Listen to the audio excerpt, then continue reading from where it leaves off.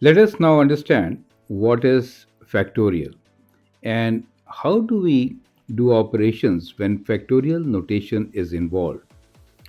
This series is especially meant for our junior middle school students to get these concepts early on and understand insight to higher level mathematics. So will be solving four questions here. Evaluate each of the following. So these are 7 factorial over 5 factorial, 6 factorial over 6 minus 2 factorial, 10 factorial over 10 minus 3 factorial times 3 factorial, and a general expression n factorial over n minus 2 factorial. We do have a bonus question here, which many students in grade 12 also may find difficult to answer, and that is what is the value of 0 factorial? Explain or prove your answer. So let's begin with the definition of factorial itself.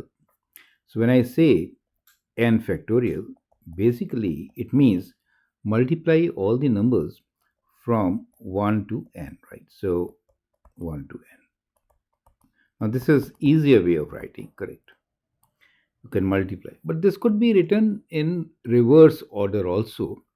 And normally it is written in reverse order, which is, try to understand, which is n times, now I'll use brackets, n minus 1, right? So that means we are going backwards, right? Times n minus 2, like this.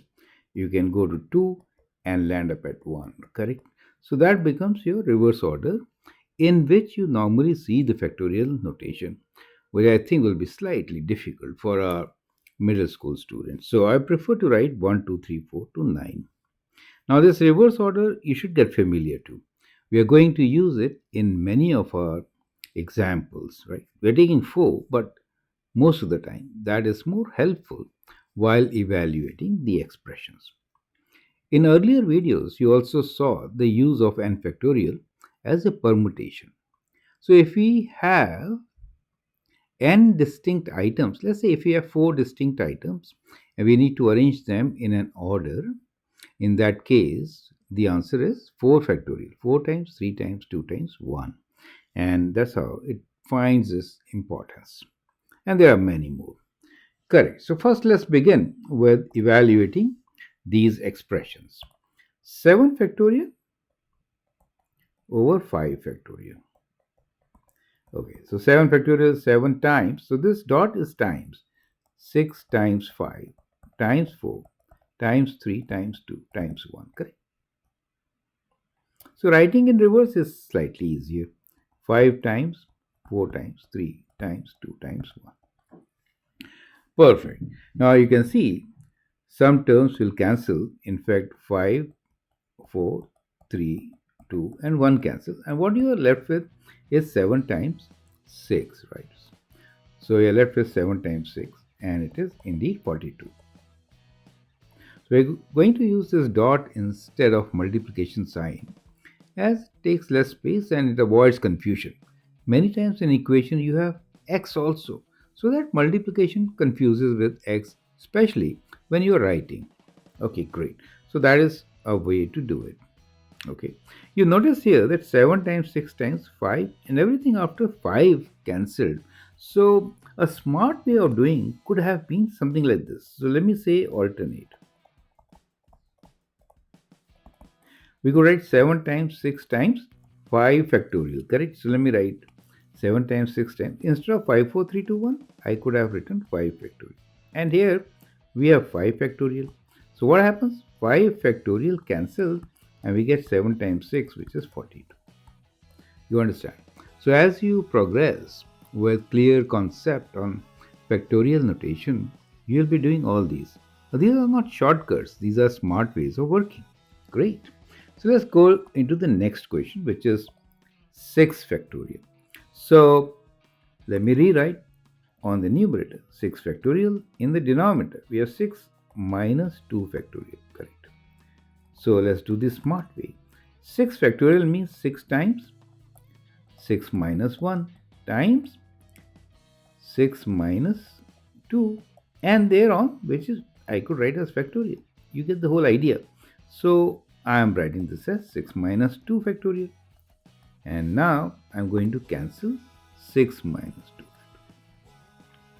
You see how this concept helped me to find immediate answer, right? 6 times 6 minus 1 is 5. And so we get the answer as 30. So we just understood an operation in a better way, and immediately we have applied it. And you see how beautifully it has been applied, right? Let's continue. Makes things very, very easy, right? Now we have 10 factorial and 10 minus 3 factorial over 3 factorial. At this stage, I like you to pause the video and then answer the question. So here is this question for you. 10 factorial over, I'm taking my time so that you can get your solution, or you're slightly ahead of me. Great. So what will you do? The smart way of writing, which is 10 times, this is 10 minus 3, right? So we'll write 10 minus 2, right? Oh, sorry, 1 first, right? Okay, great. So I'm not writing 9. You get the idea, right? And this is like 10 minus 2. Okay. And then 10 minus 3. Now I can write factorial. You see that? Okay, great. And then I write 10 minus 3 factorial times 3 factorial. I can write it 3 times 2 times 1. Perfect. So what happens? 10 minus 3 factorial cancels. What do I get? Let me write. We get 10 times 9 times 8, right? Over 3 times 2 times 1. I don't have to write, but okay, that's fine. So now we can simplify the expression. 3 goes 3 times and 2 goes 4 times, right? So 4 times 3 is 12 and 10, 120. You see how easily we got our answer. Least amount of calculations have been done, and that clearly shows that minimal errors will be made, right? Great. Let's move on with the next question, which is a general. N factorial divided by n minus 2 factorial. Now you see how easy it is, correct? So we'll write n factorial as n times n minus 1 times n minus 2. As soon as you hit the denominator thing, you can write factorial and need not go further. And so we'll write this like this. Makes sense, right? So that is the smart way of working. Let's cancel this. So we got n times n minus 1. So let's rewrite this as n times n minus 1. And open the bracket. N square minus n becomes your final answer. So that's it. Perfect. Great. Few more to go. Okay, so now here we have the bonus question. Bonus question says, what is the value of 0 factorial? Right, so we need to figure out what is 0 factorial. Tell me what it is, right? So if you're thinking it is 0, no, it is not, right? Okay. Now, how do we work this out? Let's look into a few patterns to work it out. There are so many ways to prove it, okay?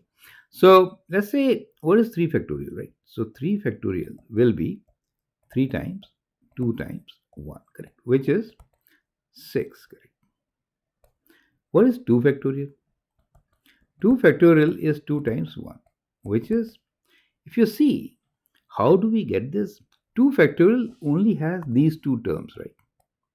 Correct? So basically, how you get it is that you get this result 6 and you can divide by 3, right? And we get same answer as 2. Is that clear to you, right? Similarly, if I want to write 1 factorial, you write 1, right? I will write 2 divided by 2 later, but 1 factorial will be 1 times just 1, right? You could have written 0 factorial, but still we don't know what is 0 factorial, so I'm not writing it. Okay, great. The other method was, I could have used this 2, right, and divided by that number, just as I did 6 and 3, right? You did get the whole concept, right? So it should be 2 divided by 2, right, which is 1, correct? So we see that 1 factorial is 1. Now the next number is 0 factorial, right? What should be 0 factorial?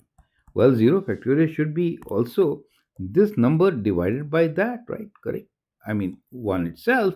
So what I get here is 1 divided by 1, which is indeed 1. Correct. So if you progress like this, you can clearly see that 0 factorial is also 1. So we get to the conclusion that 0 factorial is equal to 1. Very important proof, correct? And that is how you can easily prove that 0 factorial is 1. So that brings us to the end of this particular video, where we have answered all these questions and have learned how to work with factorials. And now we'll take more questions based on permutation and combination. Perfect.